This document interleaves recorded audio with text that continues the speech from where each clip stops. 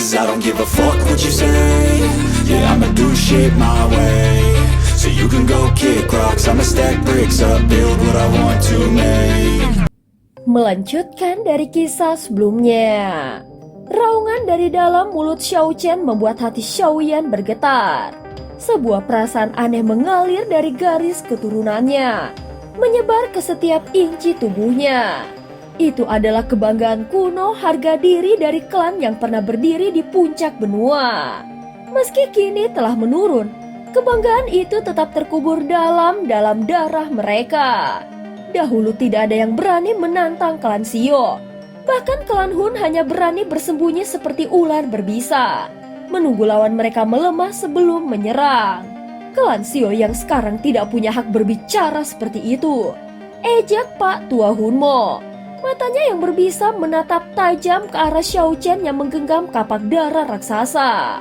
Meski klan Xio menurun, semut sepertimu tidak ada kualifikasi untuk menilainya, balas Xiao Chen dengan dingin.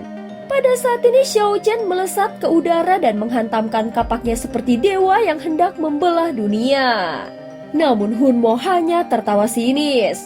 Ia mengibaskan lengan bajunya, melepaskan belasan tulang putih yang diselimuti kabut hitam membentuk jaring laba-laba raksasa di depannya. Kapak besar itu tertahan di jaring tersebut. Melambat seorang terperosok dalam lumpur dan berhenti tepat setengah kaki dari kepala milik Hunmo. Kapak darah Xiao Chen memang hebat, puji Pak Tua Hunmo meremehkan. Benarkah? Balas Xiao Chen dengan singkat. Cahaya merah berkilat di matanya. Jejak darah muncul di bilah kapaknya. Seketika memotong jaring tulang itu dengan mudah dan mengincar tenggorokan milik Hunmo. Terkejut namun tidak panik, Hunmo menepis kapak itu dengan gerakan tangan yang aneh, membuat serangan tersebut melesat dan hanya memotong seikat rambutnya. Merasa terhina karena hampir terluka, ekspresi Hunmo menjadi gelap. Ia merapal segel tangan memanggil awan gelap yang mengeluarkan pekikan memilukan. Serangga darah iblis langit, gigit, teriaknya. Cahaya berdarah melesat secepat kilat dari awan. Xiao Chen membalas dengan teknik retasan membelah tanah, menciptakan tebasan energi setinggi 10.000 kaki yang menghantam cahaya merah itu hingga terpental jauh dan menghancurkan gunung-gunung menjadi debu. Saat sosok itu kembali menyerang, semua orang terkesikap dengan ngeri. Itu adalah katak kutukan jiwa. Makhluk merah tua mengerikan dengan gumpalan daging di wajahnya yang menampilkan wajah-wajah manusia yang menderita. Katak kutukan jiwa, Pak Tua Hunmo benar-benar sangat kejam. Gumam Yalo dengan wajah yang masam. Xiao Yan tahu makhluk ini dibuat dari ribuan jiwa yang dipaksa saling membunuh. Hanya orang yang sangat keji yang sudi memurnikan boneka seperti itu. Di bawah serangan gabungan Hunmo dan katak kutukan tersebut, Xiao Yan terpaksa bermain bertahan dan mulai tampak terdesak. Namun Xiao Yan tetap tenang. Ia tahu pengalaman bertarung leluhurnya jauh melampaui Hunmo. Tiba-tiba ledakan seperti guntur mengguncang langit. Terowongan spasial yang diciptakan sebelumnya meledak memuntahkan dua sosok leluhur Menara Pil dan Hun Qianmo. Keduanya tampak stabil. Namun para ahli tahu bahwa dauki mereka telah terkuras habis akibat pertarungan yang luar biasa intens. Hah, hantu tua, kau punya keahlian juga, ucap Hun Qianmo. Penatua, bagaimana hasilnya? Tanya Xiao Yan dan kepala aula jiwa serempak. Kedua petarung legendaris itu saling pandang sebelum menjawab serentak. Anggap saja seri. Hasil seri ini membuat kepala aula jiwa mengerutkan kening tidak puas. Hun Qianmo mendarat di sampingnya dan berbisik pelan. Jangan kecewa, bisa seri melawan iblis tua itu sudah cukup bagus. Tapi ada yang aneh. Xiao Yan telah mencapai level yang mungkin akan menarik perhatian kepala klan kita. Kepala aula jiwa menghela nafas panjang. Matanya beralih ke pertarungan antara Hunmo dan Xiao Chen. Selama Pak Tua Hunmo menang, kemenangan keseluruhan masih di tangan kita. Hun Qianmo mengamati medan pertempuran Xiao Chen lalu menggelengkan kepalanya dengan suara berat. Itu akan sedikit sulit. Apa? Kepala aula jiwa terkejut. Secara logika, Patua Hunmo yang berada di tingkat bintang 5 daoseng lanjutan seharusnya bisa menundukkan Xiao Chen yang hanya berada di tingkat menengah dengan mudah. Jika Xiao Chen semudah itu dikalahkan, dia tidak akan melegenda di masa lalu, sahut Hun Qianmo dengan suara lemah. Ia mengakui bahwa jika Xiao Chen tidak terjebak ribuan tahun dalam ilusi, kekuatannya saat ini pasti jauh melampaui mereka semua.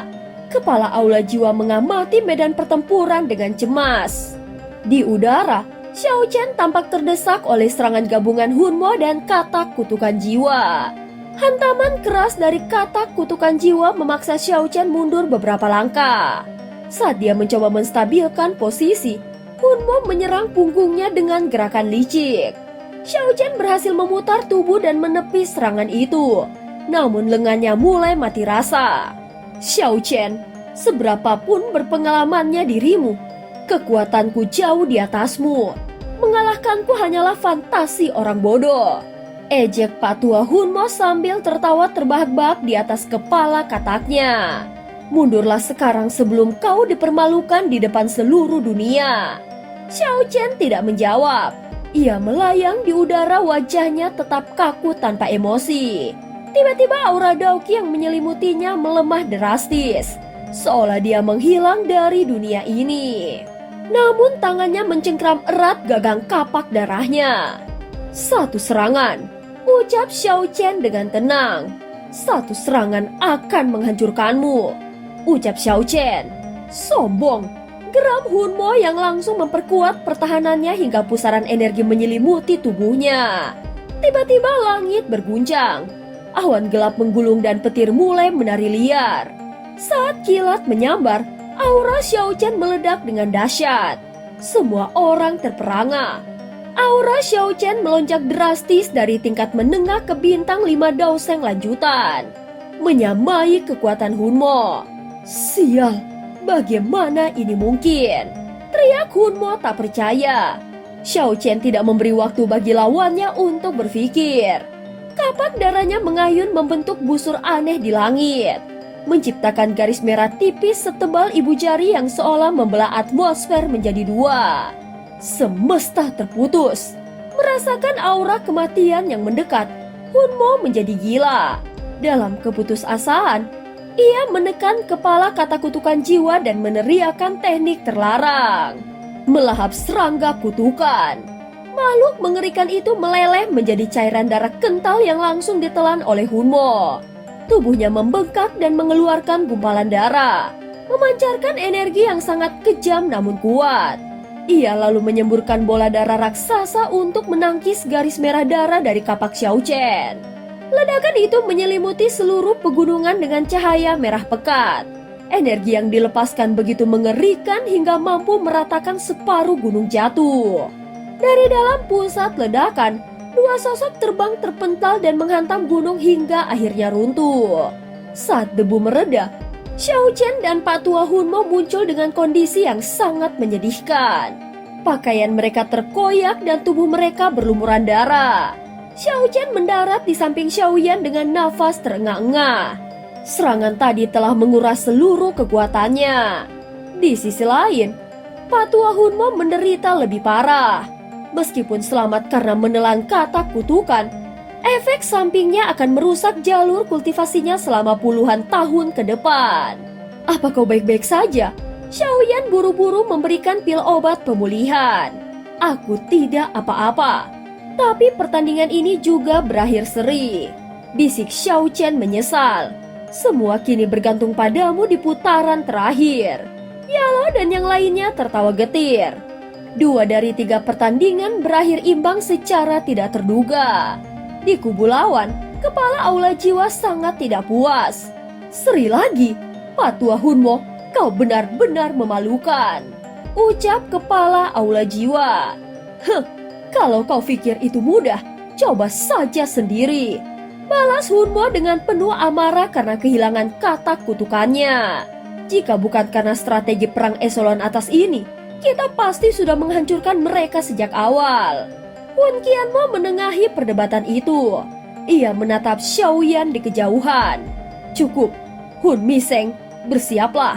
Pertandingan antara kau dan Xiaoyan akan menentukan segalanya. Kepala Aula Jiwa melangkah maju dengan senyuman misterius yang tersembunyi. Aku ingin merasakan sendiri seberapa hebat Purifying Demonic Lotus Flame yang dimurnikan di tangan bocah itu. Pada saat ini ribuan pasang mata tertuju pada sosok yang melangkah maju. Nama Hun Miseng kepala Aula Jiwa adalah momok yang pernah membuat seluruh Center Plains gemetar.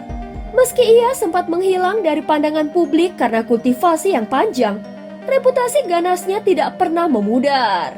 Dialah sosok yang menduduki kursi teratas dalam peringkat individu terkuat di Center Plains. 2 hasil imbang dari 3 pertandingan memang mengejutkan. Namun hal itu tidak akan mengubah hasil akhirnya. Ucap kepala Aula Jiwa dengan tenang saat dia berhenti 1000 kaki di hadapan Xiaoyan. Senyum tipis menghiasi wajahnya, seolah situasi yang seimbang ini bukanlah ancaman baginya. Xiaoyan membalas tatapannya. Ketegangan meningkat, bahkan suhu udara terasa memanas akibat arus energi yang saling berbenturan. Seseorang harus menyisakan ruang untuk mundur. Jangan terlalu percaya diri saat berbicara. Kepala Aula, sebaiknya kau menjaga dirimu sendiri, jawab Xiaoyan dengan dingin. Hahaha, Hall of Soul tidak pernah membiarkan musuhnya hidup. Sikap hati-hatinya hanya untuk mereka yang biasa-biasa saja. Jika seseorang terlalu khawatir saat mencoba mencapai hal besar, dia hanya akan menjadi orang picik. Sindir kepala Aula Jiwa sambil tertawa keras. Seluruh penonton menahan nafas. Ini adalah pertarungan paling krusial antara pemimpin tertinggi Hall of Soul melawan pemimpin aliansi Skymansion. Klan Hun mengkritikku karenamu, ucap kepala Aula Jiwa dengan mata yang memancarkan emosi rumit. Dulu aku memerintahkan penangkapan Xiaozan di Kekaisaran Jiama.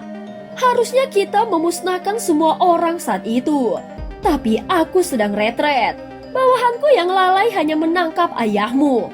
Dan karena mereka meremehkanmu, kau berhasil lolos berkali-kali. Tidak kusangka dalam 10 tahun, kau telah mencapai tingkat ini. Ia mengakui dalam hati bahwa jika ia berada di posisi Xiaoyan, ia belum tentu bisa mendaki hingga ke puncak benua seperti sekarang. Aku bertanggung jawab atas pertumbuhanmu sejauh ini. Maka hari ini, aku sendiri yang akan menghapus tanggung jawab itu, ucap Hun Miseng. Aku pun berharap bisa mengakhiri perseteruan darah klan Xiao hari ini, sahut Xiaoyan dengan suara lembut namun penuh niat membunuh yang pekat. Xiaoyan tidak bisa melupakan kehancuran klannya, penangkapan ayahnya dan bagaimana mereka terusir dari rumah. Beban dendam itulah yang mengasah keinginannya hingga menjadi setajam sekarang. Seranglah, aku ingin melihat seberapa kuat dirimu setelah mendapatkan keberuntungan di alam api iblis. Tantang kepala Aula Jiwa saat dauki hitam pekat mulai menyelimuti tubuhnya. Bahkan sebelum kalimat itu selesai, Xiaoyan sudah melesat seperti hantu. Ruang di depannya bergetar, dan dalam sekejap 2 jari Xiaoyan yang menari dengan api merah muda sudah mengarah ke mata lawan. Terkejut dengan kecepatan itu, kepala Aula Jiwa secara refleks membentuk perisai hitam. Jari Xiaoyan menembus perisai itu seperti pisau panas memotong mentega. Namun kepala Aula Jiwa tidak mundur. Ia justru menghantamkan telapak tangannya ke dada Xiaoyan, berniat menukar matanya dengan nyawa lawan. Cih, kepala Aula benar-benar licik. Xiaoyan tertawa dan mengubah arah jarinya, menekan telapak tangan lawan. Api merah muda berkobar melahap dauki hitam yang melindunginya. Kepala Aula Jiwa terkejut merasakan keganasan Purifying Demonic Lotus Flame yang dimurnikan. Ia segera menciptakan bayangan dan melompat untuk mundur.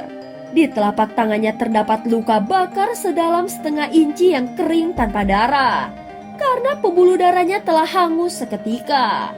Benar-benar luar biasa kekuatan api iblis itu, gumam kepala Aula Jiwa dengan ekspresi yang serius. Pertukaran singkat tadi hanya bisa diikuti oleh mereka yang bermata tajam. Xiaoyan tidak memberi jeda. Ia segera membentuk segel tangan secepat kilat.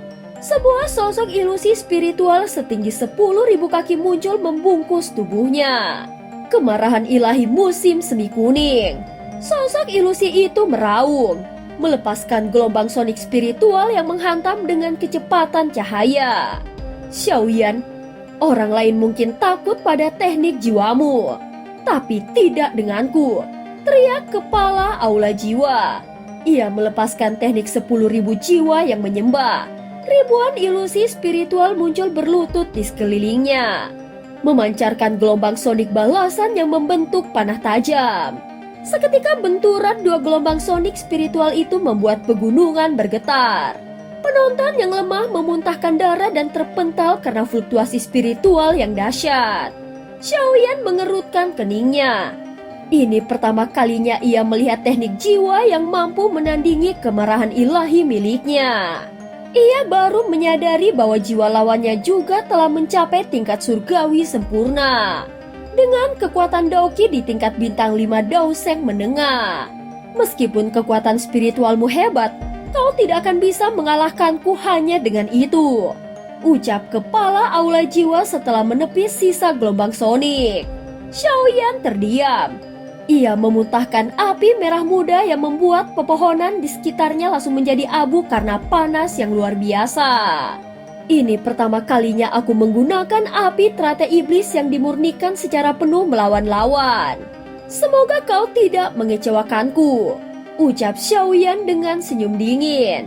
Kepala aula jiwa menyipitkan matanya. Jauh di dalam pupilnya, sekelebat api hitam yang sangat samar berkedip. Api iblis memang kuat, tapi itu tergantung siapa yang mengendalikannya. Lagi pula, api iblis bukanlah satu-satunya, ucap Hun Miseng. Xiaoyan merasakan firasat aneh. Melalui koneksinya dengan Little Yi, ia mendeteksi sesuatu yang tidak biasa. Di dalam tubuhnya, sepertinya ada sesuatu yang sangat berbahaya. Batin Xiaoyan waspada. Dan cerita pun berakhir. Terima kasih udah dengerin Mihu dari awal sampai akhir ya. Please jangan lupa untuk like, comment, and subscribe. Oh ya, jangan lupa untuk klik tombol hype juga ya. Sampai jumpa.